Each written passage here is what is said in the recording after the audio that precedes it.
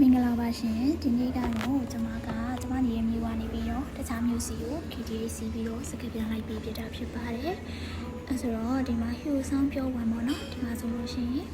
ဒီဆေးရုံကအတူတူယောဂကူတဲ့ဆေးရုံတစ်ခုဖြစ်ပါတယ်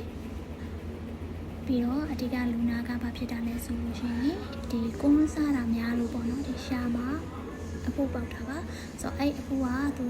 ဆေးရုံမှာဖြတ်ပြီးပြီပေါ့နော်ဖြတ်ပြီးသွားတာကိုထပ်ပြီးတော့ပြန်ပေါက်တယ်ပေါ့နော်၃ခါလောက်ဖြတ်ပြီးတော့ပြန်ပေါက်တယ်သူတန်တရားဖြစ်တာ ਨੇ ဒါကိုအသားစားစစ်ဆေးခြင်းနဲ့ပေါ့နော်ဘာကြောင့်ဒီလိုထပ်ပြီးတော့ထွက်တာလဲအဖြေရှာခြင်းနဲ့တော့လာပြတာဖြစ်ပါတယ်အဲ့တော့ဆရာဝန်ကြီးကလည်းဒီ result တွေကိုကြည့်ပြီးတော့ဒီ၃ခါလောက်လေးဖြတ်ပြီးပြီးဂျိုးကြီးကုန်းစာလုပ်ကြည့်တော့လေကင်ဆာလက္ခဏာမဟုတ်ဘူးပေါ့နော်ဒါပေမဲ့ဘာဖြစ်လို့ဒီယောဂတက်ပြီးထွက်နေရလဲဆိုတာဖြေရှာဖို့အတွက်ဆိုပြီးတော့ဒီအဓိကဆိုးမှရှိတဲ့ဆေးရုံကြီးတစ်ခုထပ်လွတ်တယ်ပေါ့နော်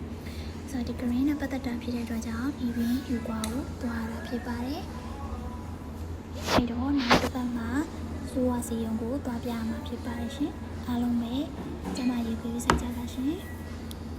ကျမကတော့ဒီ KTA စီပြီးတော့ပြန်ရတယ်ပေါ့နော်